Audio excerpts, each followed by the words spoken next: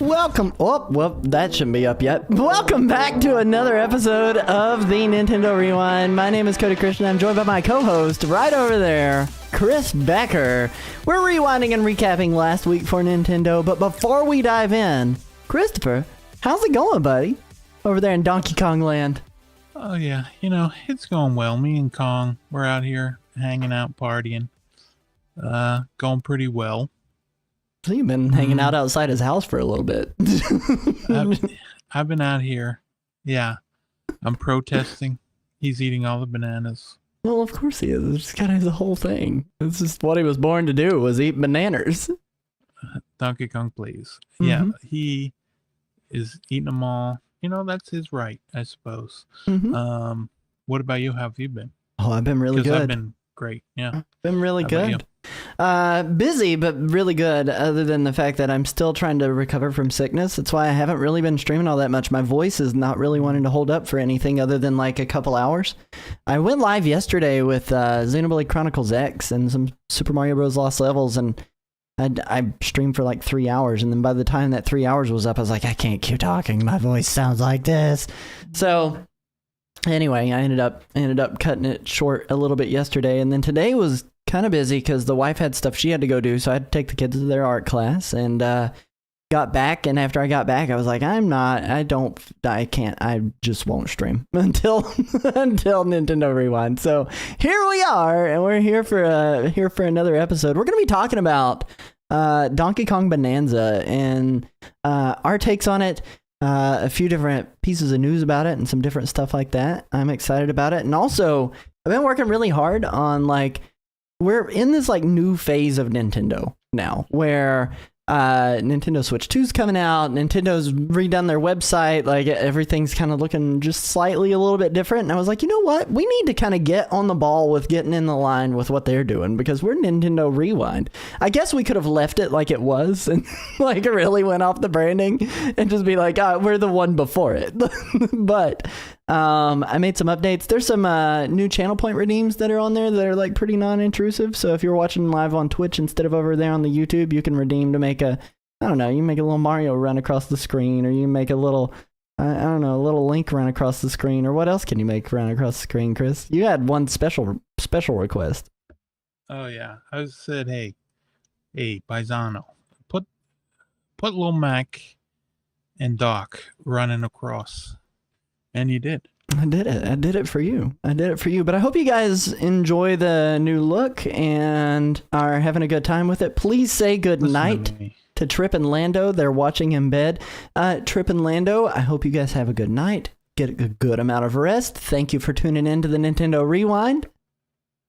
Yeah. Trip, Lando, I don't want any funny business from either of you tonight, okay? I want you to just lay there. Go to sleep. Listen, I can hear you stomping around up there, knocking them off. I can also hear them stomping around up there, no lie. So, oh man, they had a really good day though overall. I mean, they got through their chores. One with a lot of protest. I'll let you guess which one was the one that was protesting the entire time. I'm not going to call anyone out on stream. The only person I call out on stream is you, and I'll tell you what happened. Actually, I have nothing to call you out for that I can think of. Also, what do you mean? Yeah. Oh man. But yeah, no. Listen, I want to know. This year, the year 2025. I think I might have already asked you this, but I'm going to ask you again because I've only got two. How many hot dogs eaten in the year 2025? Oh my gosh. I mean, it's more than two. It's probably, I would say... We're not counting buns, just dogs. I don't eat hot dogs without the buns. I can't eat hot dogs without the buns. Listen, you might. You never know what happens. That's disgusting. You don't know what you're gross. Getting into. That's gross. Don't eat them without the... Do you cook them first, or are you just raw dogging the dogs? Well, you're not... Well, you're going to raw dog it, but you got to... cook it first. Gross. Well, you're not raw dog. I mean, I guess you technically would be raw dogging the dog, I suppose. I don't know, but I just I disagree. You can't eat those dogs raw. You really can't. You shouldn't. Listen, I'm not going to judge you. What if you chop it up and put it in, I don't know, some sort of food? I don't know what people eat hot dogs with. Chop it up and put them in macaroni and cheese. Have some hot dog macaroni and cheese. I don't know. Is that a thing people do? Yeah, that's definitely a thing people do. Not me people, but other people. Yes, they do that. They shouldn't do that, but they do it. Who does that? I don't know. The same people that put breadcrumbs on their mac and cheese. What do you... Well, we put breadcrumbs on our mac and cheese. What are you talking about? My wife makes some of the greatest mac and cheese casserole there's ever been. It's not even really a casserole. It's just baked mac and cheese. It's great. Get out of here with this nonsense. Not if it has breadcrumbs on it. No, sorry. Yes, 100% if it has breadcrumbs on it. That's some delicious 12-year-old cuisine. Hot dogs and the mac and cheese. Welcome to Keywork Savior. Oh man, but no, you make the mac and cheese and then you bake the mac and cheese with the crumbs over the top, and it gets nice and crispy on the top, and it protects that cheesy layer. You don't want the soft mac and cheese mixed with crispy crunchiness. Do you have bacon on your burgers? Sometimes, not usually. Well, whenever you have it on there, you got that crispy bacon on there with that soft Soft No. ground beef. Well, no. First of all, how dare you just assume I'm going to eat a crispy piece of bacon? Oh, you don't like crispy Second, bacon? I don't mind. I crispy prefer bacon floppy if it's- bacon too. Let me be if honest. it's by itself. Even by itself, give me that floppy bacon. But yeah, no, I'm not gonna just have breadcrumbs on my mac and cheese. I don't know. You can though. Is that what you're into? Yeah, I mean, my wife makes it, and so I'm into that. Okay. What Well, am I you have gonna no say? choice. What am I gonna say? Yeah. Like, no, I hate that. I wish she would stop that. No, I'm not gonna do that live on stream. She's out there in the live chat watching. That's true. Yeah. How do you say? No, I'm just kidding. Oh my gosh. Anyway, I don't know, Chris, you're ridiculous. You're ridiculous. And honestly, like, if I'm gonna get it, I'm gonna tell her thank you. And you know who else we can thank? These lovely supporters over at NintendoRewind.com. Listen. Before we dive into the show, we want to make sure we thank our generous supporters from Nintendo Rewind. If you would like to directly support our content, every dollar spent on memberships and merch helps us continue to produce the show. There's even a tier that only costs $1 a month, and with it, you get a shout out. That said, we want to thank our members, Calamity Nolan, CR Christian, and Shiny Bird, for all their gracious support. What do you want me to listen to, Chris? What do you want me to go listen anywhere? You didn't answer my question. What was your question? 2025. How many dogs are you eating? How many hot dogs? I'd say I'm probably at least edging on the like 10 to 12 mark.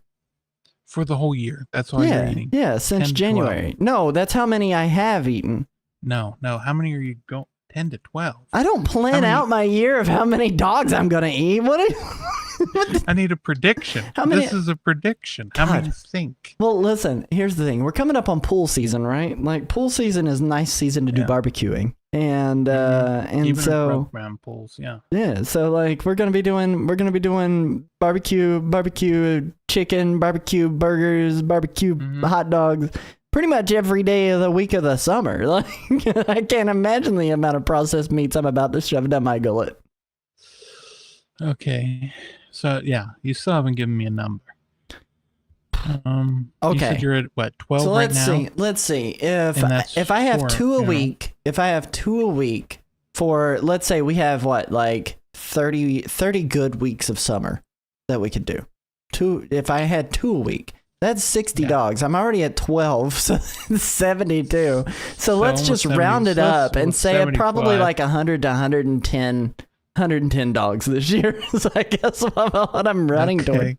All right. What are you going for? How many dogs are you going to be eating this year? I'm going to keep that number to myself. No. I feel like I've been outed.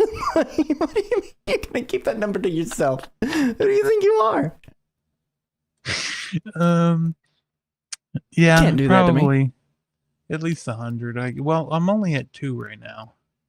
You're only at 2 right now? I'm only at 2 for the year.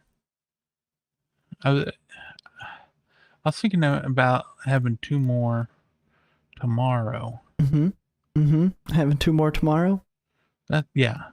So you'll be at 4? You really do like to plan things out. What is this show turned into? You're ridiculous. Oh man. All right, so let's just talk about what are we talking about? We're gonna talk about bananas, which are kind of in the shape of a hot dog, I suppose. We're gonna be talking about some Donkey Kong Bonanza. You know what? I'm just gonna take us over to the main topic.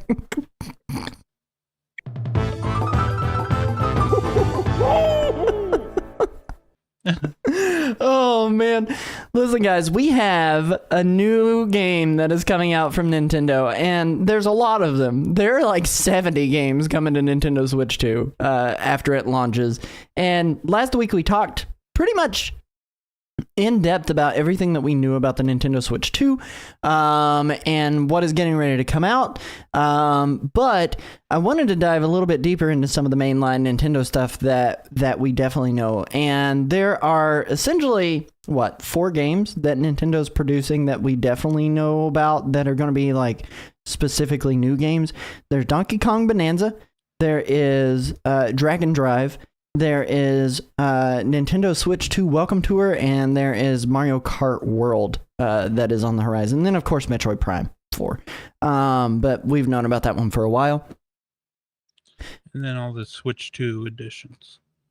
Yeah, and some of those have like extra content. A lot of those have like extra content, like Super Mario Party Jamboree, Kirby Star. I almost said Star Allies. My gosh, it's not Star Allies. Kirby the Forgotten Lands plus Star something. What is it? Starcross Worlds, something like that. Do you know it? Idea. Yeah, I don't know either. I can't remember. There's too much that's been going on, but. We've got Donkey Kong Bonanza that's getting ready to roll out, and Donkey Kong Bonanza, super stoked for it. It is one of those games that I'm probably the most stoked for out of everything that got announced during that Nintendo Switch 2 Direct. But we wanted to talk a little bit more in depth about what we can look forward to and what it's going to end up looking like. So I figured the best place to start would probably be a little bit on the website, as far as what you can see on there. The website's kind of crazy what they have on here, with the full on groundbreaking adventure starring Donkey Kong. But they've done, how many pieces of content has Nintendo's YouTube channel done already? For this game, like 3 or 4. I mean, there's the trailer plus then that, and then now it seems like once a week they're putting up a different, they're calling them creator chats. Have they done a creator's voice for this? No, creator's voice, no, not yet. They haven't done one yet. I'm guessing they might not do one until Starcross World. Thank you, the Gavin Zone. Thank you. I couldn't remember the full-on title. Welcome in. But this game it's looking absolutely insane. Like, it is looking absolutely insane as far as what they've got going on here. And this website's kind of crazy too. I don't know if you visited the website, but when you scroll down, it goes down for a while to kind of simulate DK like digging his way through the world, and then it starts going to the side, which is also kind of funny, and then it goes down some more. It shows off the golden bananas and everything that DK is going to be looking for, and I think these are the big baddies. To be honest, I'm not 100% positive, but I think these are the big baddies known as Voidco. So I don't know, like I'm super excited about this game. And there's a lot to see and a lot to discover, but I figure what we could do is kind of show off the one of them is a baddie for sure. I figure what we could do is show off the actual trailer for it too, before we get too deep into this, and kind of give our thoughts on the trailer and whether or not there's enough information there in what they could have shown. But the destructible environments are huge. I think they've done a really good job kind of capturing this. When I first saw this trailer, I thought we were getting Mario Odyssey 2. And then I started seeing all the banana stuff everywhere, and I realized it wasn't just Mario Odyssey 2. But how did you feel about it when this trailer first opened up, Chris? Right, yeah. I mean, it took me a minute to realize that they all the bananas around, but eventually you were like, oh yeah, no, this just looks like a 12-year-old's journal, growing up. Like in high school, you would just doodle a bunch of bananas, and it looked like you said it, like, well, when it first started, we were talking about this before the show too, about how it just looked like Odyssey, or at least that team. And it still looks like it, but yeah. And then they got the red faction. Just, you can destruct. Just Red faction, Guerrilla Wars, and everything else like that. I see. I wasn't picking up what you were putting down. It took me a second to catch that, but yeah, no. Game's got a whole lot of like movement options. Like, it gives me like, there's a whole lot of Mario Odyssey flavor in here, but I also definitely feel like there is enough DK to kind of ignore the fact that there's so much Mario Odyssey flavor to the way that everything looks so smooth, and the lighting engine looks, and and the grass and all the surrounding environment looks. But it also gives me like a whole lot of Legend of Zelda vibes, and that was one of the points they kept trying to push home during some of the treehouse content, where it's like all of these areas feel like chunks of Legend of Zelda, Breath of the Wild, Tears of the Kingdom. And I can totally see that, especially with like the Tears of the Kingdom comparison being like up in the sky and all of those as far as that goes. But I don't know, like there's a lot to be excited about in that trailer, and it doesn't even like show what I feel like the half of it actually is. But you know, I wanted to talk a little bit about the gameplay, and I know you've been watching the tree houses and trying to gather your notes and your thoughts on it. Let's start with you and your stuff before we dive into how I'm feeling. I'll probably interject here and there with what you've got, but what did you find? What do you like? What are you excited for about it? What's the coolest thing that you saw? Hit me with it.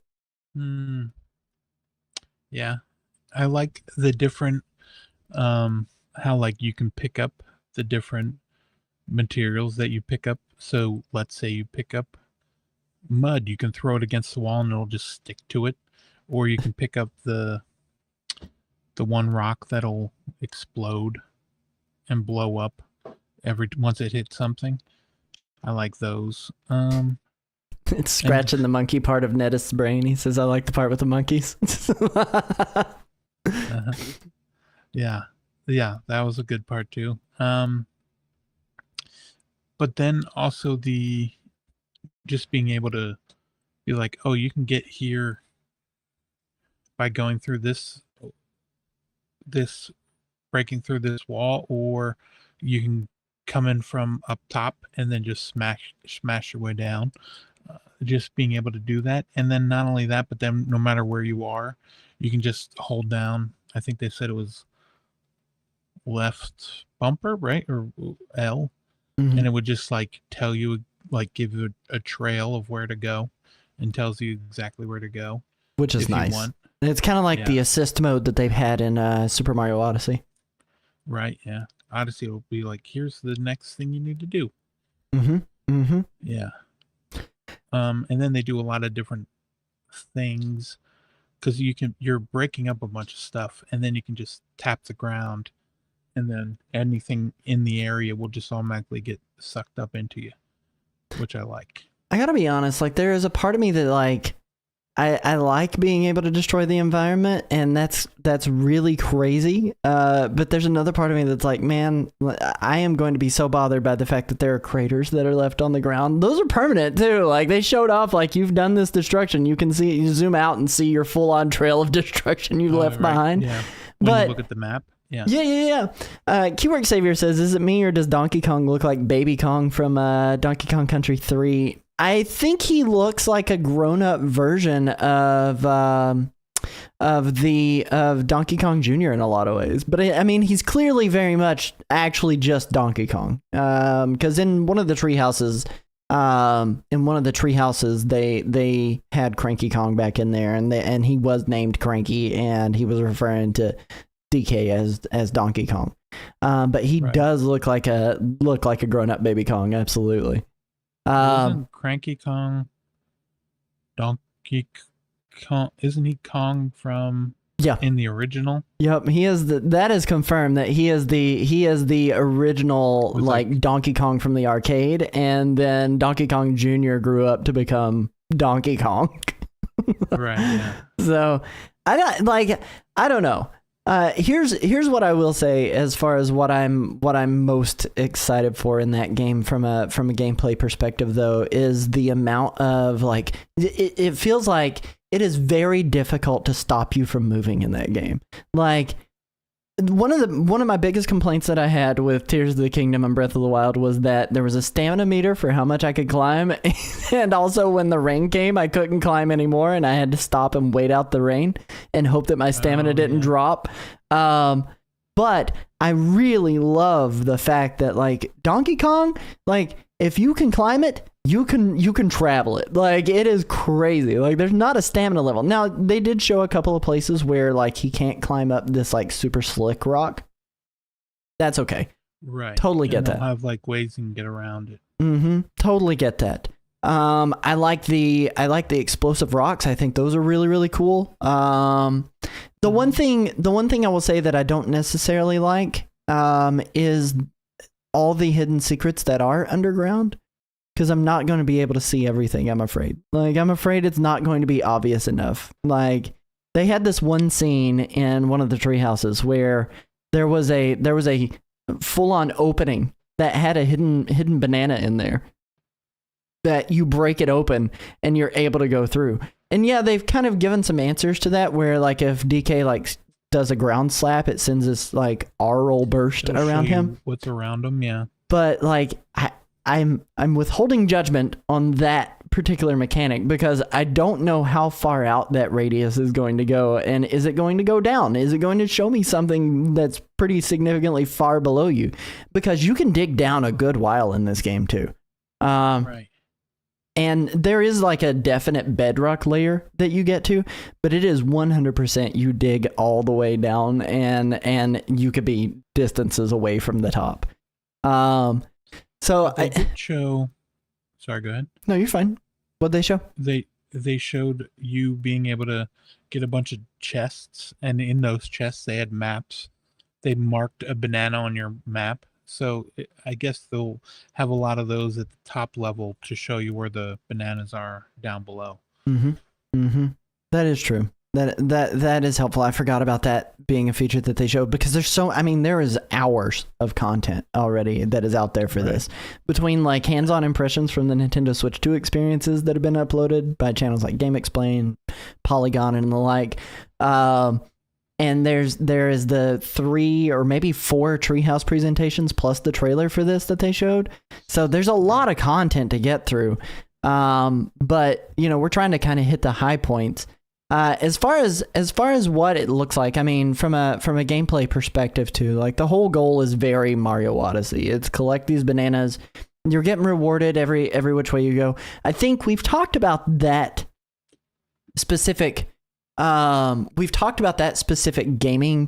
gameplay loop before on the show, and for the most part, like, people are pretty favorable on it. There are several people that don't like necessarily that gameplay mechanic where you're getting rewarded every 5 seconds as you're going through.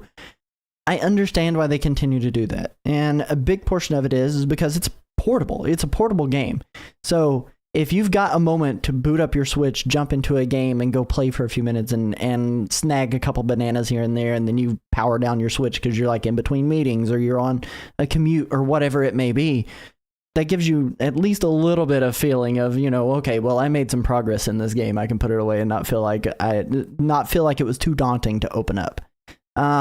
That's one of the big reasons, like, why the old school Pokemon games on Game Boy worked out so well. You can go catch Pokemon. You can go get into a couple of battles. They're spread out close enough, and they don't take up enough time to where you feel like you can't sit down and focus on doing that just for a few minutes and then put it away. But here's my question for you in terms of gameplay. When's the last time you played Donkey Kong 64? Well, last time I played it, it's been a while. I'm actively, not right this moment because I'm doing this, but shout out to Kyle Bossman, one of my favorite people to watch play video games. He is streaming himself play Donkey Kong 64, so I'm watching him play that trash. Yeah. I am legit thinking about booting it up and going back through it. I looked back on that game pretty fondly when I was a kid, because I got it when I was a kid. And it was one of the first games that I got with my N64. I think I got that game and the Jungle Green controller, and I think the expansion pack on the same day that you could plug in to upgrade whatever was a memory issue that was in the N64 back in the day, all on the same day for a birthday or Christmas. And I think it came with Donkey Kong. It did. That was the way you got it. But you could buy it separately, but that was the cheapest way to get it. Or with that system that you gave you another 8 megs of RAM. That is right. Thank you, Keywork. So you need in the live chat. RAM. But it was, it was a good time. I still enjoy that game, but again, it's been years since I've went back and replayed it, and I kind of had that same feeling with Xenoblade Chronicles X Definitive Edition when I was playing through that yesterday, where I looked back on that game really fondly, and now I'm seeing some like gaming hiccups with frame rate lagging, some additional blurring that I didn't remember being there, the grass looking like PNGs, and I remember being blown away by the graphics on a Wii U at the time with that game, but Right. now Those games always look good when they get like the 20-second clip of you just getting into the just flying away, and it looks so good. Yeah, but And like, it's like that's enough for me, Xenoblade Chronicles X. but the game, that game hasn't necessarily held up. I played a good bit of it some more after I finished up streaming last night, and it's still. I don't know if that game is holding up. The gameplay loop is still fun, but the way it looks is not on par with the way it looked on the Wii U in my memory. But no, like when you look back at Donkey Kong 64. I think the biggest thing that plagues that game is the amount of collectibles and getting locked out, because you've got 5 different Kongs that you can cycle through with DK, Chunky, Lanky, Diddy, and Trixie, I think is what the girl's name was. Or Tiny, not Trixie, my gosh. Tiny Kong. And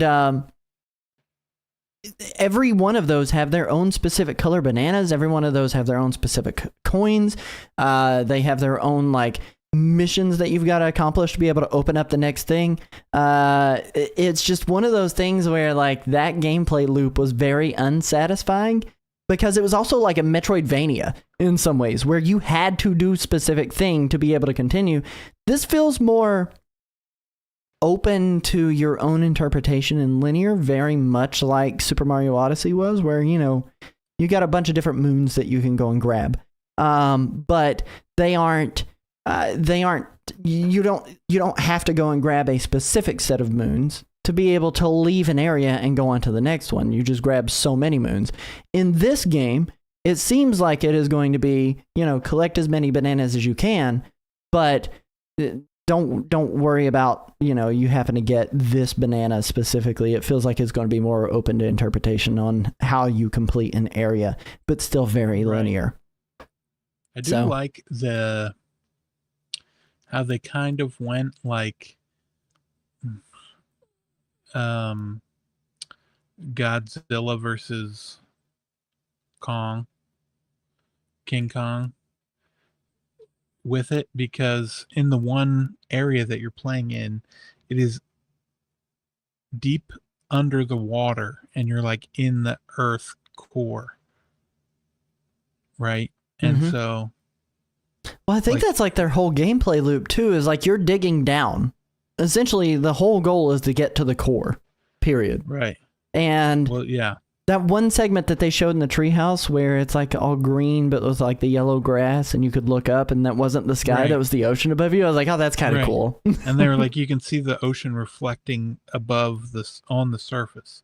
And then one thing I did see, what do you think, where it's like, if you destroy something and you can't get to where you need to go, you can just pause it and go into the options and hit reset terrain, and it just resets the terrain back to default. That I'm stoked about, because I hate the fact, I mentioned it at the top of the hour. I was like, I hated the fact that as you're digging, you're leaving this big path of destruction, and nothing's going to look the same as when it was pristine in the way that it was supposed to look. It's just going to look awful and just a whole bunch of polygons.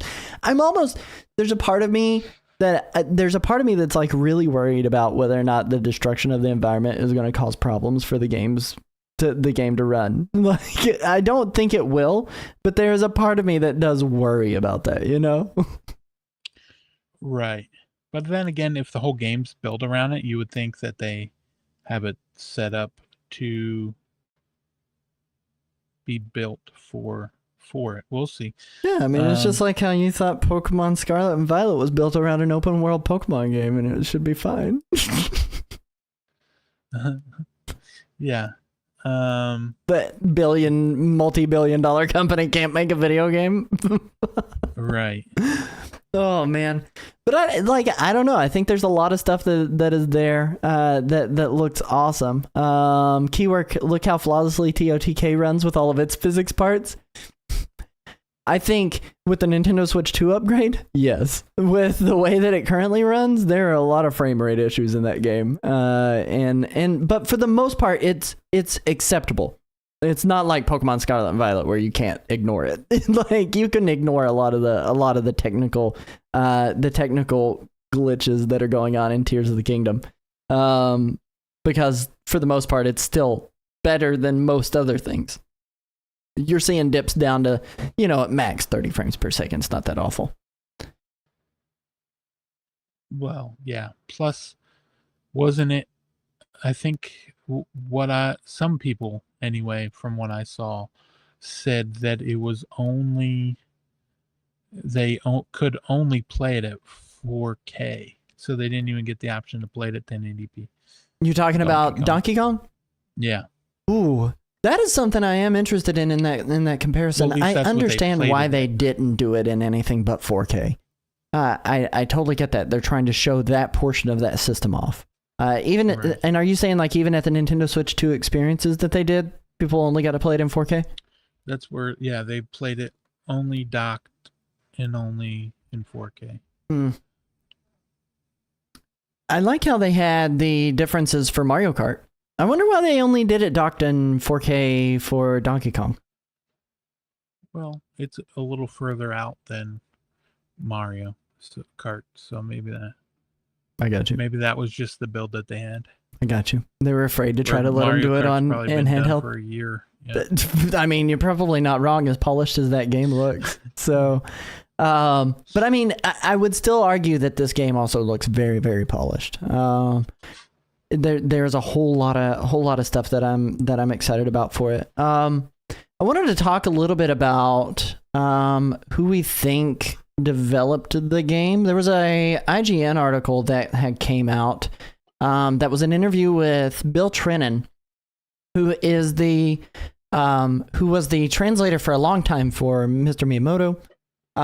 And what they were asking about was because I mean it goes into detail about a lot of different things. The whole Switch 2 Direct, Donkey Kong Bonanza. They talk a little bit about Mario Kart World, Nintendo Switch 2 Welcome Tour gameplay, and Metroid Prime 4. But the important part here is they're continuing a trend that is extremely troubling that we've seen a lot. I'm going to do a zoom in on this just a little bit so that way people can read this.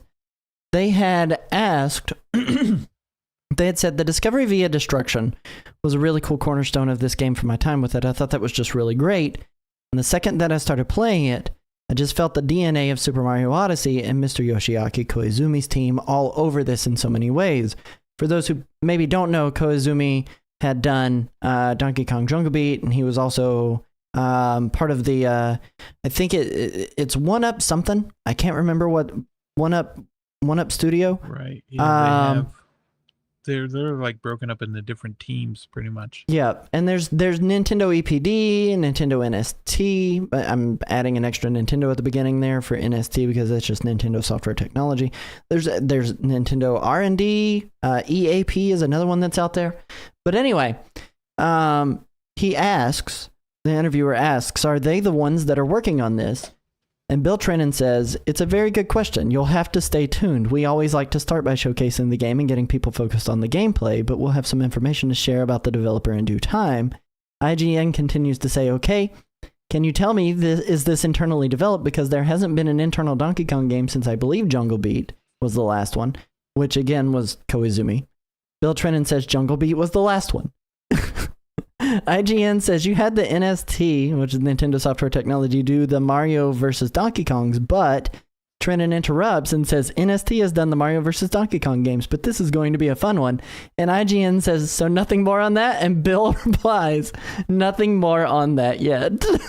So, once again, we're faced with the big question of who is developing? Who is developing this game? And I think it's a fair question to ask. And it still baffles me why they don't want to state who is doing what with their games. We did a deep dive on that. I mean, this was probably like half a year ago, wasn't it? I think so, yeah.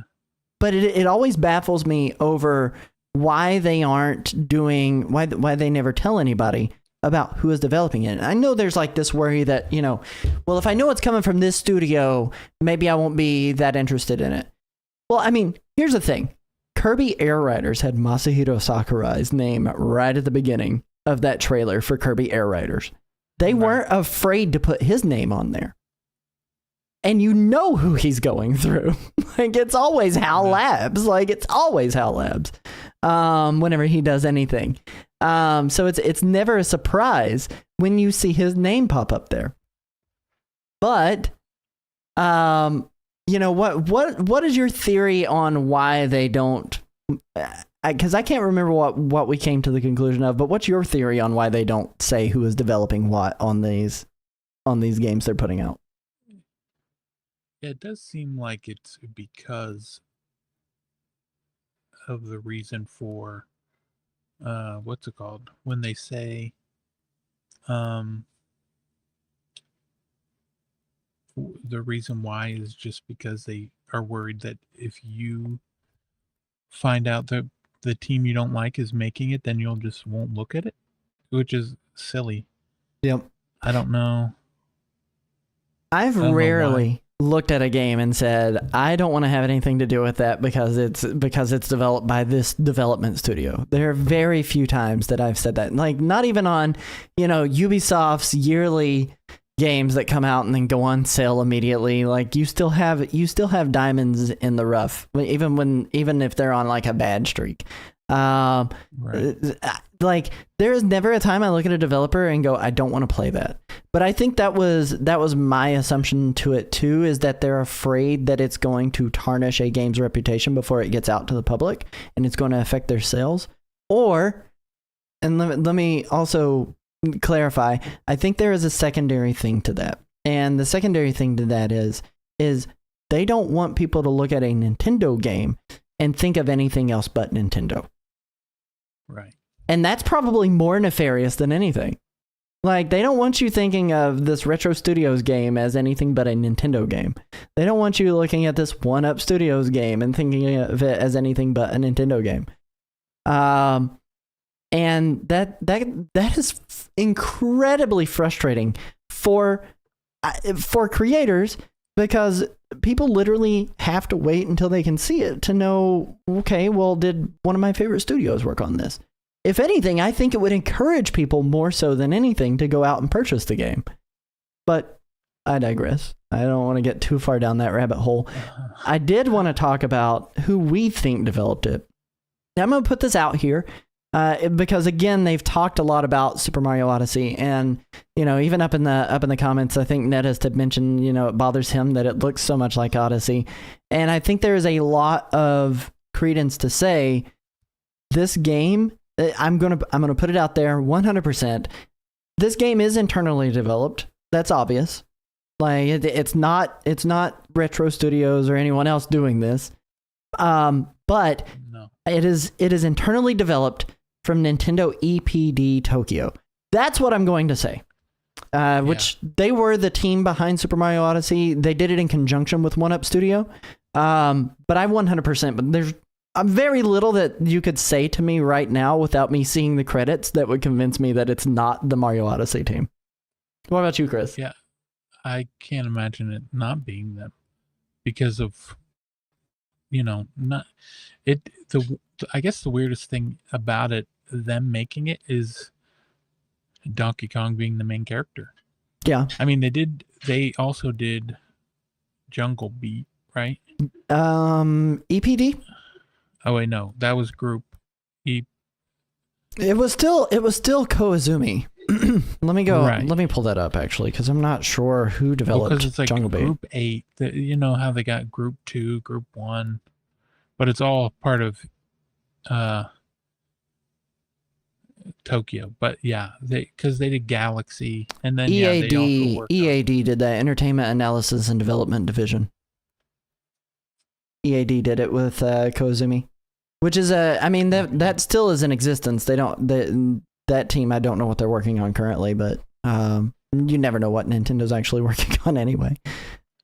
But that is the team that did that. I feel like sometimes those teams are like helping on things like, Zelda and things like that. Like Zelda Echoes of Wisdom and those sort of games that they get other companies to help them with. They're also looking over that, like including like the Hyrule Warriors game. I mean, it's like an underwriter essentially. Like these are people who actually developed, but they're going to put their name on it instead. That's why you have Tom Clancy has a ton of books, but he didn't write them all.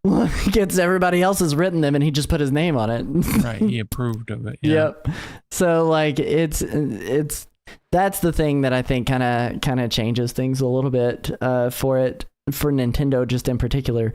Because they do want to put their name on it. It's on their console. It's with their flagship mascots. It's one of the products that they've made. Saki in the live chat. I don't know if she's referring to Donkey Kong Jungle Beat or if she's referring to Donkey Kong Bonanza or something entirely different. But Naoki Yoshida made it along with Kojima, which I think I would pay so much money for Kojima directed Donkey Kong game. Like, I cannot tell you how much money I would pay for that. It'd be insane. But I don't know. Like it has to be Nintendo EPD Tokyo and the Mario Odyssey team. It was already rumored like ages ago that they were working on a 3D Donkey Kong game. Right. I think like even like I guess they already jumped the gun. The Nintendo Wiki has them listed as the developer for Donkey Kong Bonanza. Really? That's funny. Yeah. That's funny. And that's nowhere near confirmed. Fandom. Yeah, no, not at all. Donkey Kong Bonanza fandom Nintendo, which is like Nintendo Wiki. Let me go and find out what they have on there. Development. The gameplay is compared to Super Mario Odyssey, is what they wrote. David Wise has deconfirmed his involvement in Bonanza when asked on Twitter, so he's not even being involved. He said, "I'm not doing it." Is it on the straight up page for it? Because I don't see any developers listed on the actual like Donkey Kong Bonanza page on there. Well, it's the Nintendo on what? Nintendo.fan? Yeah, that's what I have up. Is that where we're at? The Nintendo Wiki fandom page? Let me see. Well, I don't see it on the Nintendo EPD. Let me just go to this page. See if they have. Oh wait. They're structure listed there. They have it listed. Did they? Where I just posted it in the chat. Oh, I'll pull that up. Visit site. I feel like it was on the same page, but apparently not. Oh yeah, well that's where it takes you. Oh my gosh, they do have it listed on here. I mean, this is a fan-run site, just like Wikipedia in general too. I did not realize that 3D World was done with EPD. It makes sense. I thought that was exclusively NST though. Yeah. Interesting. Well, it could just be they gave them like all the code or anything they needed if they needed help with it. Yeah. I would say most likely. There's been a couple of leaks that came out too over the last little bit. Nintendo Korea had posted, and it's not a couple. It's like the only leak that has really came out about this game, and it's nothing like super massively crazy, but the key art for this suspiciously actually is missing this young girl that is on the screen holding on to DK's tie. And what's your take, Chris? Who do you think it is? Do you think it's who everybody else thinks it is? Let me ask that, because I'll ask chat too. Chat, who do you think this is? Let's just put it out there for them to chime in. Yeah, I mean, I think it could be a young. Well, I don't know if it's going to be a different character, and it's like she's related somehow to Pauline. That it says it's pretty obvious who it isn't. Yeah, that's not Mario or Princess Peach. Oh man, child princess Paulina. Mnemonic Man says. I personally think, because it's really hard to say. This was the actual key art that they did. This comes from Polygon, by the way. They posted this over here. Yeah, they added it and then removed it and put. So and then go ahead and say what you were going to say, and then I'll ask you another question. No, you're good. Donkey Kong Bonanza. This was a piece of artwork leaked by Nintendo of Korea and then spotted by a poster on Reset Era. And it indicated that another well-known Donkey Kong character heretofore unannounced for the game may appear in Bonanza. And her appearance could imply that Donkey Kong Bonanza is a prequel to Super Mario Odyssey and perhaps even the original Donkey Kong, which is like their big take on this. But I gotta be honest, like I don't think it's who everybody thinks it is. She does look a lot like Pauline, but what? The game's gonna end with her moving into New Donk City. Do you think it's a prequel? Do we think it's that much of a throwback? You're gonna, yeah. I mean, it will at least be easy to figure out where to put it in your timeline when you're playing next March. It will. But if Mario shows up, we will have to play it. Like this is how it's gonna have to be. But oh my gosh, I'm hoping that it's not Pauline. But they kind of a lot of people are theorizing that it's whatever magic Voidco, which are the enemies in this. They use the magic on Odd Rock, which is a big purple rock that's on the back of DK's shoulder in a lot of the gameplay that they had shown off, to transform the purple rock into back into Pauline, and they're theorizing that Odd Rock is actually Pauline. And like she is with you in the beginning, probably in that scene that Donkey Kong comes down, and then in the very beginning, and then when they introduce the bad guy, she gets transformed into that, and then she comes along with you to help you get it over with, and not get it over with, but to get her healed.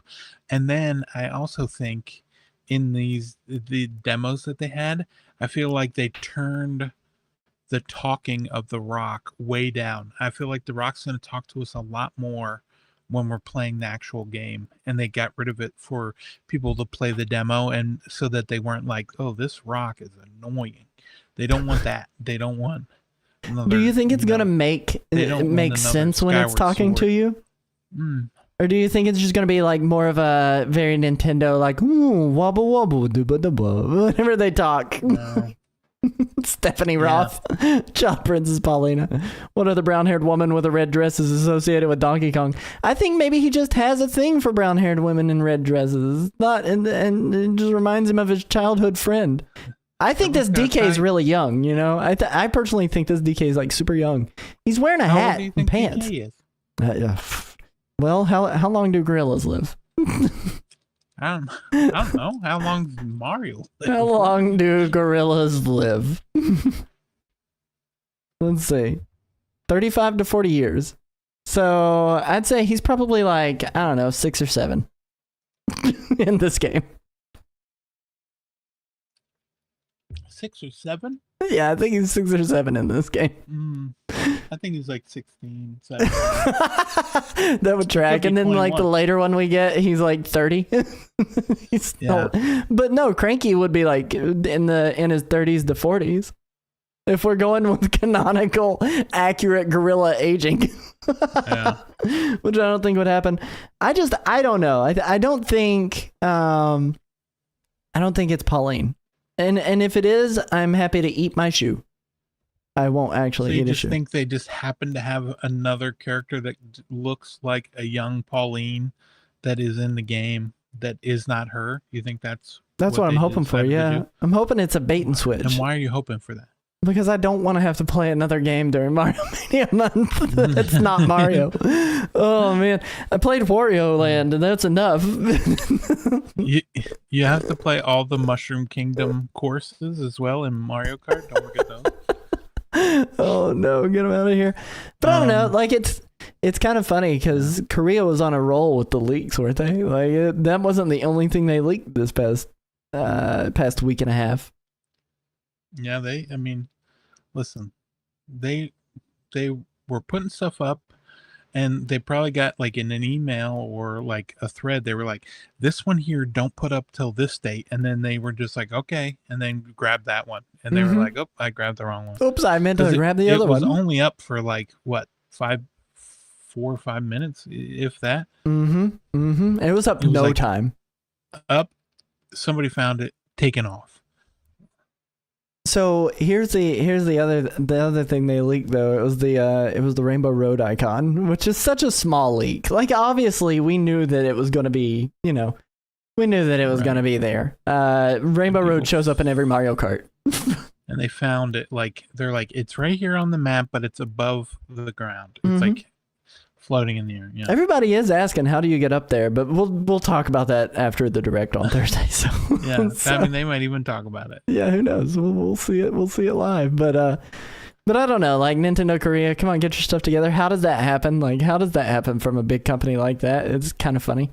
But if it is Pauline, I'll be happy about it. Like, it's totally fine. I'm hoping that it's not like, okay, well, this is young Pauline. Like, I don't want that. Like, I'm so sick of the baby characters. You know what I mean? Like, I don't need Baby Mario.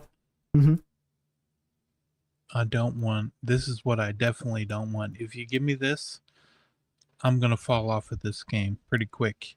I don't want you to be able to go around breaking everything, and then through certain parts of the game, you throw Pauline on the ground, take control of her, and she can only do certain things. This is like an escort mission. This is like escorting the president's daughter in Resident Evil 4. Ashley. Yeah, do not. Come on, Ashley. Move. I do not need any more Miles Morales or Mary Jane scenes from Spider-Man 1. I don't need that. Absolutely not. Can you imagine? Oh no, we get separated. Now how's she going to climb up this mountain? Then you've got to find a way to platform around when Donkey Kong could have just walked up it horizontally. That would be very annoying. Yeah, I don't like it when they give you a bunch of stuff and then they're like, well, wouldn't it be fun if we took it away to make you do this? And it's like, no, that is not fun. That's the opposite. I was on a power trip and now you've totally canceled my travel plans. So thank you. I don't know. Unrelated to any of this, but did you see there was like a rumor that they're making another what's the name of that the game Hulk Ultimate Destruction devs? They made Alex Mercer. You're going to be back playing as Alex Mercer in a third what was the name of that game? Alex Mercer. Yeah. I'm not familiar with Prototype. Thank you. Prototype 3. Yeah, there's a rumor that there's coming out with Prototype 3. You were comparing things to Hulk Ultimate Destruction, and that's exactly what I want to make the comparison for on Donkey Kong Bonanza. This game is exactly Super Mario Odyssey meets Hulk Ultimate Destruction. Incredible Hulk Ultimate Destruction. Yeah. It is. I mean, exactly Donkey Kong reminds me of Hulk. He's like Nintendo's Hulk. Mm-hmm. Is it Prototype 3? By the way, chat's asking. Prototype 3, yeah. Like an official sequel to it. They haven't announced it, but it was like there was just out the one. I liked 1 more than 2, I think. 2, it was you were playing someone else and the main character was the bad guy, right? Is that how it works? Yeah. From the first one? Mm-hmm. I mean, we need Infamous back. But that's what I'm saying. Like, Infamous was way better than both of those games. I would even take Infamous 1 and 2 on PlayStation and bringing out the PlayStation 5. Mm-hmm. And what was the vampire one? Anyway, that's not the point. The point is... that's not the point. What's the point? Great question. The fact that you are like going around you're collecting all this money. So I want to know, what are we going to do with all the money that we're collecting? Like, what are we going to be buying? Are we going to be able to buy upgrades and things for Donkey Kong that can help him smash through things better? That is a question that I had and I was going to talk about predictions for this too. So that's a nice segue. What do you think? What do you think the gold stuff is for? Like, what is that for? And you grab it in increments too. Like, I saw it was like 1984 point blah blah blah. Like, I personally think it's costumes more than anything. The man's shown wearing pants and hats, and then at the very beginning, his pants and hats get ripped off of him, and then he's just wearing a tie. And that would be very Mario Odyssey, because that was like one of the big things to go and get. All the purple coins, to be able to do that, and then be able to do Science Mario or Explorer Mario or Mario in his boxer shorts and no shirt. That's what you could do in Super Mario Odyssey, but that had a secondary currency in the game. Welcome in, Dark Saber, by the way. That had a secondary currency, by the way.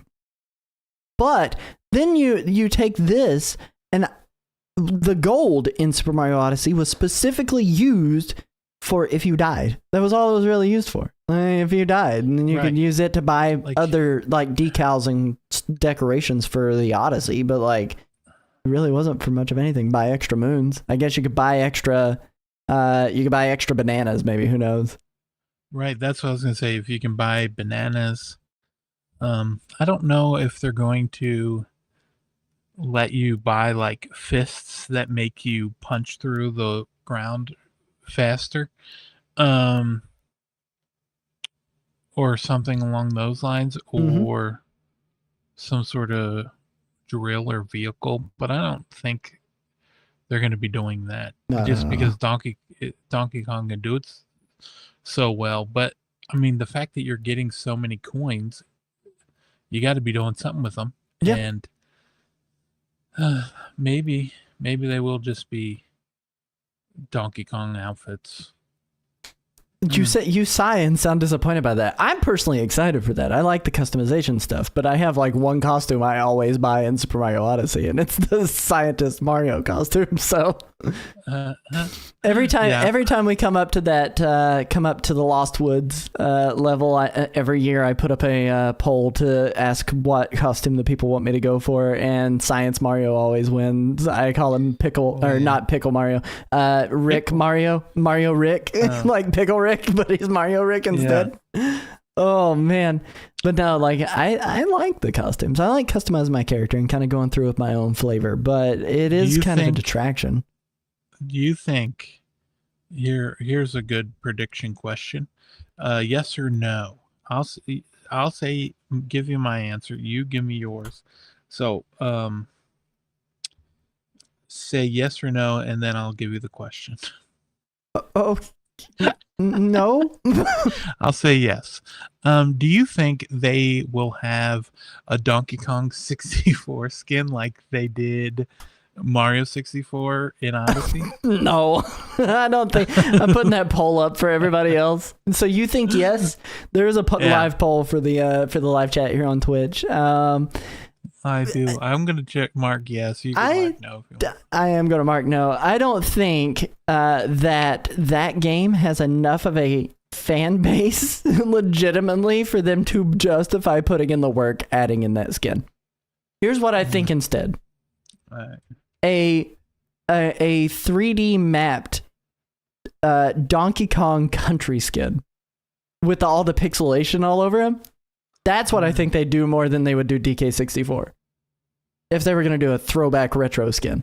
They kind of did that with Super Mario Odyssey. If you scan I've got them back there, the 30th anniversary amiibo, it would spawn in a 8-bit, but full-on pixel Mario that you could like roll around as, because he didn't even move either. He was like stuck in that pose constantly. It was so funny.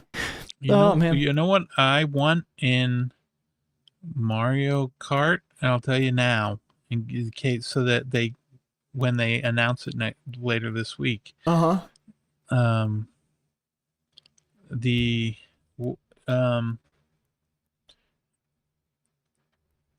what's the name of I want a stunt race FX car, but I want it to look the like it does on the Super NES. With the Super S, with the The ones with the big eyeballs and the wide and the wheels not attached to the car. Right. Even if you can't play as them, I just want to see there's Hang a on, certain we'll show it road to that you can chat. drive down. This is what he wants. There's a certain road you can drive down, and then you just see one drive by you. That's what I want. I mean, I feel like who doesn't want that? I mean, that's fair. You know? That's fair. Who doesn't want that? That's so funny. Oh man, that'd be hilarious. I have a couple of other things on here as far as predictions go. Who do you think is going to be the big bad? We were talking about this before we went live, and one of the things that we talked about was King K. Rool. Do you think it's going to be him? I think what a better time to have King K. Rool. Bring him back. He was a smash hit in Smash. No pun intended. He was in Smash Brothers, and people got so hyped when he showed up. Like, I feel like if you're going to make this new 3D, you can have him in the game and then be ready in case they do make the rumored Donkey Kong movie. Have King K. Rool in that as well. What do you think? Who do you think the big bad is going to be? Just some generic? Well, okay, so if we look at like a history of Donkey Kong big bads, you've had King K. Rool for the first 3 games, Mario technically for the very first game. And let's go way back. Mario was the big bad for Donkey Kong in the very first game. Then you've got King K. Rool for the Country series. And then after that, you had King K. Rool in Donkey Kong 64. And then you had Donkey Kong Jungle Beat, and in that one, it wasn't King K. Rool. It was a bunch of different, which, by the way, the poll over here, the live poll on Twitch said, yes, they will have a DK64 skin in the game. But the Donkey Kong Jungle Beat had a bunch of Kongs that were like Kung Fu inspired, like different colorations, really, really interesting, different enemies. I liked those a lot. Honestly, like those boss fights were really fun. They were like rhythm based because you were using the bongos, which they're on display, but they're under that sheet behind me where it's the DK bongos. I've tried to stream that a couple of times. I have 2 sets of them. But then after that, in Donkey Kong Country Returns, you had the Tikis. In Tropical Freeze, you had the Snowmads. Right? So that's like pretty much the history of them. And realistically, the only one who had the longest run was King K. Rool, and that was before Microsoft acquired Rare. And we even debated back and forth before the show started, like, who owns King K. Rool? Does Rare own it? Does Nintendo own it? Turns out I was wrong. Rare does not own King K. Rool. Nintendo still owns him. It's just when the games went to Retro Studios, they wanted to do a new big bad for the game. So that's why they went with the Tikis and the Snowmads. Part of me hopes for a new big bad. Because I didn't really care about the Snowmads. I didn't really care about the Tikis. The Tikis were like a good alignment, but they were like hypnotizing the enemies to be bad, and you fought the Tikis and it really wasn't that big of a deal. Right. They felt very one-off. But another part of me really does want a return of King K. Rool. It would be so hype to see King K. Rool make his comeback, and it does. And he can be like your main villain. And if they don't want to do the original villains like they did in Super Mario Odyssey, where it was Bowser was the main big bad, but then you had the Broodals that you were fighting going through the rabbit wedding planners. Then you could probably do that too, and they could be able to satisfy an extended existing fan base by giving them the hype that K. Rool exists here.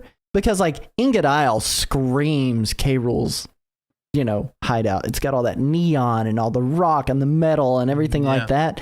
K. Rool's hideouts in all of those games looked a lot like that. It was super cool. So I don't know. But if they're going way back to when Pauline was a kid, if that's what that theory actually is, I legit don't know. Like, I don't know what to expect, whether it'll be King K. Rool. Maybe it's Mario. Who knows? Maybe Mario's the big bad again. That would be funny if it was Mario. Instead of Baby Mario, it'd be like preteen Mario. Yeah, it's Luigi. Yeah, it's a young EGAD. Yeah, I think it will be King K. I hope it is, just because if they do continue to, they want to start Nintendo themselves, going back and forth between Mario and Donkey Kong. It would be nice if Donkey Kong had a villain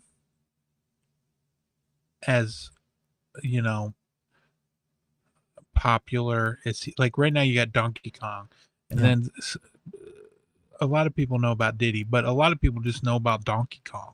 Right. Like, they showed him Diddy in the movie, but they didn't. I mean, they show Cranky Kong more than they show Diddy these days. You know, they did. They absolutely did. So I would like it if they did have King K. Rool, just because, or if not, then I want like a new enemy that is like can stand establish the test of time. Yeah, establish them as this is the de facto villain for the Donkey Kong franchise. Bowser. Yeah. Yeah. And if they bring back King K, I mean, I think you could have him. You could just set him in any of the worlds, really. Yeah. But my question for you, are we going to have more than one playable character in this game? Well, young Before Pauline's going to be Ashley, like Resident Evil 4, and that's how it's... No, I'm kidding. No, I think it'll only be DK. I think it will only be DK. I think they really want to put the focus on him as their like flagship monkey character.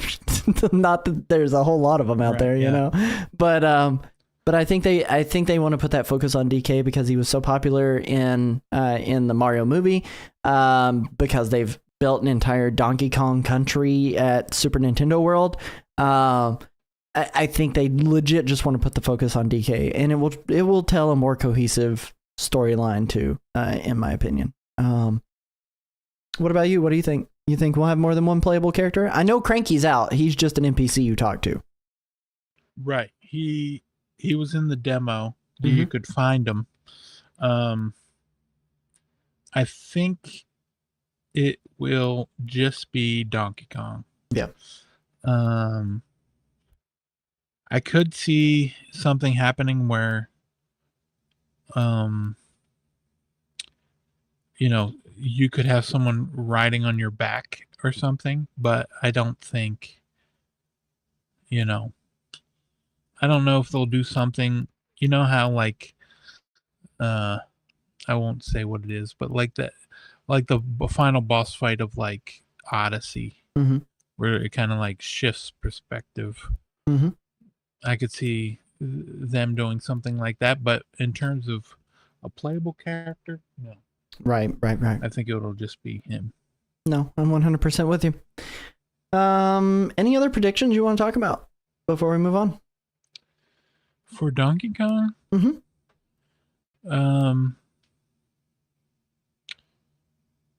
I guess my only other prediction is there will be a secret Mushroom Kingdom biome that you can run around in. It'll be DK's head from Donkey Kong 64, the head island, the Kong island that was like in the shape of his head. Yeah. I think it will almost be like World 1-1 created in 3D. That'd be cool. So you legit think it will be a Mario tie-in at that point? Yeah. I'd be down for it. You can. What if it's New Donk City? Run around and then you just break down into the ground, and then all of a sudden you're in World 1-2, and it's like the underground music starts playing. That'd be really cool. I'd be totally down for that. That'd be cool. That would be cool. Two final things here on Donkey Kong. First thing, no, three final things. First thing, Available July 17th, 2025. We haven't even talked about the release date yet. Second thing here is a question for you, Chris. Do you think that's too much time from the launch of the Switch 2 to put this out? It's like a month and a half later. Too much time before they release it? Too much time between the Switch 2 coming out and like a full-on flagship Nintendo platformer style single-player experience coming out. No, I don't. You don't? I don't think it's too long. I mean, well, what? The only Odyssey thing you're going to came out in have is Mario October. Kart World and Nintendo Switch 2 Welcome Tour. Yeah. That is it from Nintendo. Right. Yeah. And obviously the DLCs for well, not DLCs, but the upgrade packs for Tears of the Kingdom and Breath of the Wild, but you've already played through those. Yeah. And then what's it called comes out the week after, right? Or the week before. I think it might be the week after. Mario Party, right? Oh, the Jamboree TV? Yeah. Yeah. Which that's not something I necessarily consider like flagship, full-on new release kind of experience. If I'm being honest, like it's okay. Like Jamboree is a good Mario Party game. Don't get me wrong, it's a good Mario Party game.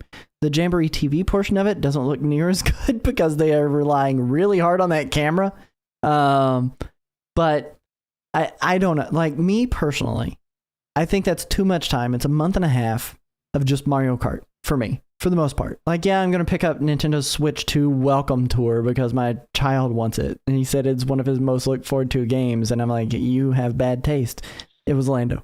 Especially because last week we both agreed we weren't going to get it. Nope. We were joining each other in our solidarity and not Yeah, looks like I'm buying it. And now... Is Lando well? No, he's not okay. Not even 7 days later. Now I've got to change my tune because he really wants it. So, I mean, it's $10. It's not a big deal. But, like, that distance between Mario Kart World, Nintendo Switch 2 Welcome Tour coming out, and a full and a new... Because they always did, like, one game a month through the Nintendo Switch life cycle. Up until recently. Especially the first year. Yeah. The first year it was every month was, they had Splatoon 2, Mario Kart 8, they had, so it's like, but then it launched with Zelda and then Mario Kart came out the next month, right? Did it come out the end of April? It was the following month. Yeah. Let me actually look. I can't fully remember the release date on that. Mario Kart 8 Deluxe release date. April 28th. Yeah, so literally, I guess that was like a month and a half later too then. Cuz what? Yeah, but I mean, we had Zelda. Zelda was so much more substantial is what I'm saying. And Snipper Clips and Snipper Clips was really good. Snipper Clips is a much better launch console game than Nintendo Switch 2 Welcome Tour in every way. What I'm hearing is I'm part of the problem. Nettist in the live chat calling me out. I'm not going to not get it when my kid said literally it's one of the things he's looking forward to the most, but it's a bad game. It's a pointless game. I'm going to get it. They need to learn about disappointment. Yep. But I'm the one who suffers because it's $10 out of my pocket. He's going to learn about disappointment when he plays it. When he plays that instruction manual that you paid $10. I'm going to tell him to give me $10. Give me $10 out of your chore money now, kid. Shake him down. Yeah, make him do all his chores. Yeah. Oh, Chris might have a point. Chris does have a point. Chris always has a point. Yeah, great point. So you don't think it's too much time? I do. I think it should have, even though like it follows like what the Switch 1 did with Breath of the Wild going into Mario Kart 8 Deluxe. This is kind of reversed, and I would prefer this reversed. I would have rather had Donkey Kong Bonanza on day one and get Mario Kart World a month and a half later. But that's just me. I like platformers though, and not everyone's like me. Everyone likes Mario Kart World. Mario Kart. There are very few people who, if you said, hey, do you want to play Mario Kart with me? They will absolutely object 100% of the time. Besides Chris. Besides Chris. But, What? You always object to playing Mario Kart. I'm like, you want to play Mario Kart? You're like, no. But I'm not. I think part of it is because it's been out Yeah. for, a decade, and then you add another 7 years. So, but I don't know. No. I think it's too long. I feel like it's okay. I'll say this: it's not too long, but by the time it comes out, I will be ready for it. Mm-hmm. I will be very ready for it. I'm going to be Mario Karted out. That'll be the only thing I'm playing. Literally. Besides the upgrade packs on Breath of the Wild and Tears of the Kingdom, which I will be playing through, and I am looking forward to doing, but those aren't like legit actual experiences in the same way that it's not a new experience. It's a way to experience something I've already experienced in a new way, but it's not a new experience. Yeah. I get my games, like, I get the games from Koei Tecmo. They send me the games that they self-publish, like usually like a week early, right? So the thing that sucks is, woe is me, right? Wild Hearts S is coming out on the 25th of July. So I'll probably be getting this Wild Hearts S around the same time Donkey Kong comes out. And so I'll be like, well, I want to play Wild Hearts. But at the same time, shout out to it. It'll Donkey Kong. I'll have Donkey Kong because that comes out July 25th. Yeah. I'm very excited for that game. Yep. Wild Hearts looks good. It's not my type of Hunter game, but it looks really good. I wonder if it'll have game share. That's a whole other bucket of worms that we've got to get into. Not even a can. It's a gigantic bucket of worms that we've got to dive into eventually. And kind of talk about it, because the answers on how that works specifically are so sparse. And like, even when we talk about like the digital game cards and the what is included on the cartridge if you buy a Switch 2 upgrade pack version of a existing game, like there is so much stuff that is just so, until we get there, we can't really talk about it effectively because it's just all speculation in a lot of ways. Right. Like Fast Fusion is a launch title, right? Mm-hmm. And on good old sequel to a year one Switch game, Fast RMX. Yeah, launch title Switch game. Launch day? But not launch day. Launch window though. What do you mean? Fast RMX? That wasn't launch day title, was it? Yeah. It was? Well, I sure hope so, because I'm saying it is. Yeah, it came out March 3rd, 2017. How did it come out on the 3rd? Because that's when the system came out. I thought it was March out on 3rd. the 5th. The system came out on the 5th. Okay. The 3rd, March 3rd. I could be wrong. Look, leave me alone. Stop judging me. It's been, what do you mean? You're acting like did you not get the Switch till the 5th? No, I got it. I got it launch day. I did get it launch day. It was the first console I ever got on a launch day. I had never got another console ever on launch day. I always waited like a year or two to upgrade. Yeah. I'm watching I have the stream up so I can see your face when you when I was telling you that the game came out on the 3rd. You were like, wait, it did? And then you're like Googling. Yep. Googling. Like, am I wrong? It's like, but I don't remember the Switch being out on the 3rd. Right. So that developer, right? The Fast Fusion, Fast RMX, Fast Fusion, the game itself, they have Fast Fusion coming out, and on their website, which I'm going to put in the chat here for you to look at. Okay. But on the chat, they have like a bunch of icons that I haven't seen anywhere else, and it shows you game sharing nearby, game sharing internet, and then TV mode, tabletop mode, Joy-Con grip. Oh yeah, I found it. Interesting. Yeah. And so I didn't see anyone else really talking about it, but yeah, they have all that listed there for the game sharing. And game sharing, I don't know if it's going to be like, I don't think it'll be game sharing like, because they say it uses the chat button to do game sharing. Like you need that game chat to do game sharing. It's a feature of game chat. So I don't know if it's going to be like, you know, what's the name of that?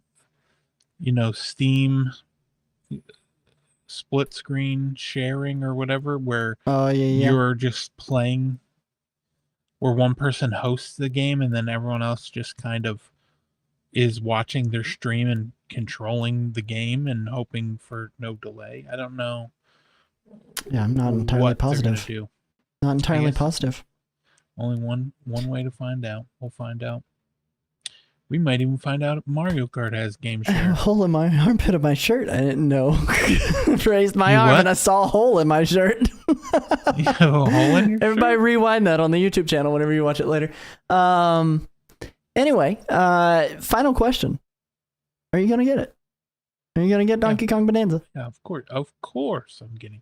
Me too. 100%. I think we kind of answered that throughout the episode, but, you know, it's fine. I just saw the hole in your shirt, but yeah, definitely getting I told it. you, everybody rewind it. Catch it live. Oh, man. That brings us to the next segment, which is going to be the Nintendo Fast Forward. So, hang on one second. All right, Chris, you want to tell the people what's coming out? What came out? Sure. I mean, I'll give it a go. Okay, so for the first time in almost a year, we got Sega Genesis games on NSO Plus expansion. We got eSWAT, City Under Siege, Streets of Rage, and Super Thunder Blade. I don't know about eSWAT, but Super Thunder Blade is kind of like a, you know, Soviet strike type of like helicopter game that you play, and then Streets of Rage is, well, Streets of Rage. Do you have any interest in playing any of those games? Streets of Rage, probably more than anything. It kind of gives me like vibes of Double Dragon. More than anything. Have you ever played Streets of Rage? No, I've never played any Streets of Rage, but that would be the one that I would be more interested in. I wasn't a Sega kid. And I didn't pick any of them up in my adulthood years. Oh, golly. Why am I being so judged right now over Streets of Rage? Streets of Rage is a great game. Maybe better than Final Fight. But the... Don't know anything about Final Fight. Oh, yeah. Oh, heck. Jeez Louise, what's happening? I just don't play those kinds of games. Like you just don't play games. Yeah. No, I don't play those kinds of games. I play Mario. Yeah. You play the Streets of Rage kind of games if you can play as a Ninja Turtle or a Marvel character. Yeah, I think that's fair. Play those kinds of games. I think that's fair. That's a fair assumption. And I don't see anything wrong with that. You tell me I'm wrong. I hope the next one that they bring out after this Marvel game is, I mean, I know they won't, Marvel Cosmic Invasion? Yeah, after Marvel Cosmic Invasion, I hope the next game they're working on is the one and only Captain Planet. That would be great. You ever play Captain Planet on the NES? No, I watched the cartoon on PBS. Okay, well, fair enough. Okay, next up, we got Lunar Lux. Lunar Lux is out on Thursday. And now this is a game that came out in 2023. I thought you were going to say 2013. My God. 2023 on the on Steam, and it's out now, and it's kind of like a game where you're certain parts, like it's like 2D, but then also kind of like an RPG that you like It kind of almost reminds me of Battle Network-esque. Yeah. I can totally feel that. It gives me Battle Network vibes too. I like the pixel art. I think it's like nice and chunky, very GBA influenced. It's Game Boy Advance coded, is what I'm trying to say. And I like that. Shout out to the GBA, one of the best eras in video gaming ever. One of the best launched lineups. But I'm very interested in this. It has its own very cool art style. I don't think it is a roguelike. I could be completely wrong. Let's take a look down here at the description. Lunar Lux is an anime-inspired action-adventure RPG that takes place on the moon. It is not. No, it's not a roguelike. No. So, I mean, that's good news for you nowadays. So it's hard to tell. Oh, thank God, he says. Yeah. So I don't know. Like I like its art style. I like its aesthetic, and I like its title. And you get to play as a hot anime waifu. So that's fun. 1999. Yeah. Was it 1999 or 19XX? 19XX. Yeah, make sure you pick that up. Necro King also comes out on Thursday. This is just like a little $5. How you doing? This one, sorry, Nettis, it might be a roguelike. This one is. It's a deck building roguelike. It gives me like Auto Battler, Slay the Spire kind of vibes in some ways, like Loop Hero inspired. Yeah. I want to know how Nettis felt about Loop Hero in the live chat. That was a roguelike. Yeah. It's a roguelite. Yeah. There's a difference. There's a difference between a roguelike and a roguelite. Yeah, that's fair. You're right. You're right. Yeah. I definitely like roguelites more than roguelikes. And so, in case anyone is confused, a roguelike, let me explain it. It is, you play through it and then nothing ever carries over to your next run. And then a roguelite is you can unlock and you can unlock and get things to carry over from run to run, whether they help you start off with more power or different weapons or things that make it easier for your next run. So those are roguelites. Dude, this trailer is so boring and it tells you nothing about the game. It's just the same, like, the same footage looped 4 times. But yeah, it's $4.99. It's not bad. That's exciting. It's a little $5 experience. I might actually pick this one up. I like the art style a lot, and I like deck builders a lot. So, $4.99, 455 megs. Oh man. Oh no. I'm sorry, Victorious Boats. Get on out of here. Anyway, what's the next one, my good friend? Yeah. So the next one is Tempopo. Yeah. Yeah, Tempopo. And this is kind of like like you said when you first showed it off. By the way, this game here is also out on the 17th. It's $19.99. If you think this might be a game you want to check out and you're not sure about it before playing it, and you happen to have Game Pass, this is a Game Pass game, so you can play it on there. Give it a gander, give it a look-see, play it there. This is, I played the demo at the Steam Next Fest, the last Steam Next Fest, and I enjoyed it. But yeah, I am definitely looking forward. It's definitely a puzzle game. You got to be in the mood for a puzzle game. You know, like how sometimes you see a game and you're like, I don't know. I just don't know. It gives me like Theater Rhythm meets like Captain Toad Treasure Tracker in a lot of ways. And I don't know why, but it gives me that vibe. the entire time. Because partly, Ooh. well, I know why. It's because of all these small little arenas that you're like moving your little Right. Timpopos around in. But then the little fairy in the corner, like popped up there, just reminds me of like a, like a show that you would see on the Disney Channel Yeah. after the Mickey Mouse Clubhouse. I don't like it. Yeah, I understand. I don't It does look particularly like the art Disney style. Junior. I think that might be it. I Yeah, like the rest of the art. Yeah, but then that just kind of makes me think of like the games by those games that they made,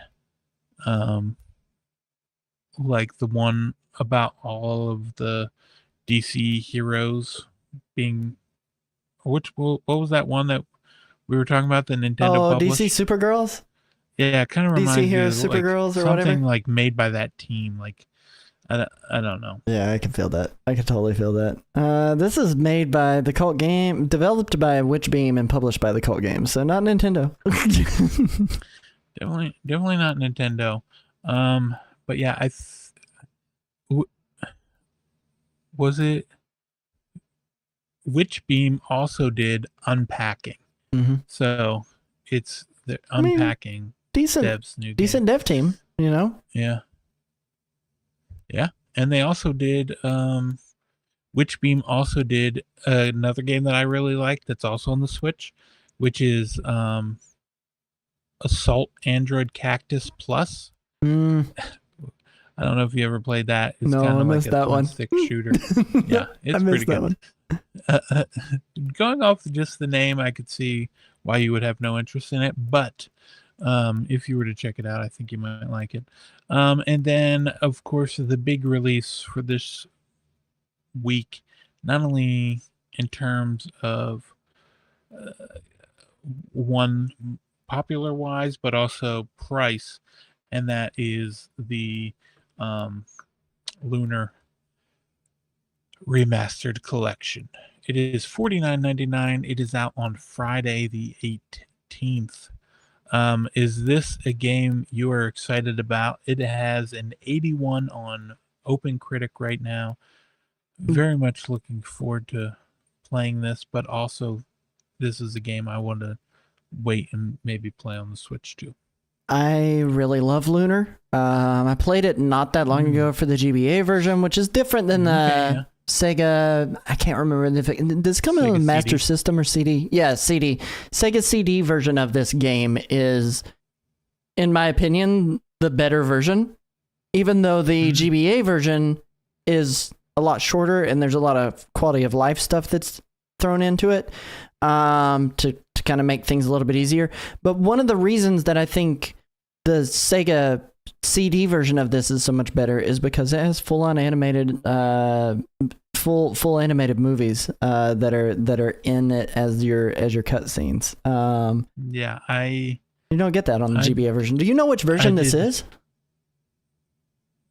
Yeah, it's are they including the anime cutscenes? Yeah. Well, I think it is kind of. I don't know if it's the Sega CD or the PS1 version that they are going with. PS1 version's okay. I know they do have. They do have like the enhancements that the PS1 version had compared to the Sega CD version. Mm-hmm. But I don't remember what those are. But yeah, I loved this game. I played it on the PS1, but yeah, it was really good. Mm-hmm. And also, I think some of it had to do with like you said, the anime that they had, something about like when I was playing video games, like PS1 games, and I'd be like playing Final Fantasy, 7, 8, and 9, and then it would like a cutscene would come up. I would get my brother, and he would come, and we would just watch it and be like, "Man, imagine when a game looks like this when you're playing it." But then when this came out, and it blew my mind because it was like yeah, sure, it came out on the Sega CD too, but I was like, oh man, it's like looks like it should be like a Super NES game, but it's like, oh, what if they made did something that the Super NES couldn't really handle? Mm-hmm. Mm-hmm. And it was like, oh man, I just want all games to just keep looking like that and just keep getting better. But I mean, here we are now with My fingers are crossed that it just continues to be good. This game in particular, I'm excited for the remaster of this. I think it's going to be cool. Yes. Full on widescreen. Suikoden 1 and 2? I did years ago, but I didn't play the new release of it. I'm more interested in this than Suikoden. Oh, okay. I mean, I've said it countless times. I love a game where you start off and the things all run down, and then you throughout the game you just build it up by what you do in the game. I think that's probably why I like roguelikes so much. It's a lot faster progression for roguelites too most of the time. Right, yeah. But yeah, this is $49.99. It's out on Friday. Very much looking forward to it. I highly recommend it. It is worth the dollars. If you have the $50 to swing on it, it is absolutely worth jumping in on Lunar's masterpiece. It's a masterpiece. Oh man. Well, Christopher, that is pretty much it for this week. There are two other things, or actually more than two other things. There are a couple other things I wanted to bring up here in the outro. The first thing is on Thursday, there is a Nintendo Direct that is happening for Mario Kart World, Thursday, 6 a.m. Pacific Time, 9 a.m. Eastern. So if you're wanting to catch that and watch everything Mario Kart World, that's why we didn't talk about it this week. Otherwise, we would have, because we wanted to wait until after we had every bit of detail that we've got. Bar's high. I'm very excited for the Mario Kart World Direct. I'm hoping that they have something really, really cool to show off. But we'll have to wait and see. We've seen so much of it already. It's hard to say what else is coming. And what else they're going to show off. And then also some extra Nintendo news. You can snag a Xenoblade Chronicles X Definitive Edition wallpaper for 50 platinum points on My Nintendo. There's also a sweepstakes for a personalized, this is something really cool, a personalized Nintendo Switch Online jacket, an NSO themed water bottle, a pair of Nintendo Music branded headphones, and a Majora's Mask metal poster. You have to mail in a postcard that you can redeem from the site for 0 platinum points. That's how you enter. It's such a weird thing, because normally it's like you submit your platinum points and then they select you, I guess. I don't know. But you have to mail in a postcard. And you can also grab a Nintendo Switch 2 wristlet keychain for 600 platinum points from the shop. Xenoblade Chronicles X is the theme this month for NSO Icons, and Kirby's Adventure are the play and redeem set. As far as Nintendo music, we got Luigi's Mansion, F-Zero, and F-Zero X, and then the NES version and Famicom version of Legend of Zelda soundtracks added. I will tell you the Famicom version of that game is amazing. The soundtrack it's much better, higher fidelity, better quality. And finally, there is a partner spotlight sale going on for games like Balatro, Persona 5 Royal, Marvel vs. Capcom Fighting Collection, and more, where you can save up to 50% on a lot of different titles. So go check out that sale. Wristlet keychain is like the wristband with like the key ring coming off that you can just like put it on like a bracelet and hold onto your keys. Oh, right. Yeah. So you can grab that 600 platinum points on the My Nintendo web store. So, Chris, where can they find you, my good friend? You find me on Super Nintendo on pretty much everything. And how about you? Same thing here. You can find me Nerdwire Plays, pretty much everything. Super Nintendo? Yeah, same here. You can find me over at Super Nintendo. No, you can hit me up at twitch.tv/Nerdwire Plays is where I do most of my stuff, most of my content. Otherwise, you can find me on Threads. My website, nerdwireplays.com, has got links to all my social media garbage. And then, as far as that goes, you can catch all of our past episodes in video form. Well, most all of them. I found out there's like a 7-episode gap on YouTube that's just MIA. So when I was sorting through stuff yesterday. So you can catch most all of our past episodes in video form over at youtube.com/nerdwireplays. at the Nintendo Rewind. Visit our site for links to all of our social media pages at nintendorewind.com and consider supporting the show. Thank you guys so much for watching. And remember, you can catch us live weekly every Tuesday night right here, 9:30 p.m. Eastern Time on Twitch and YouTube. Thank you guys so much for joining us, and thanks for hanging. We love your faces. We'll catch you guys on the flip side. Goodbye. Toodaloo.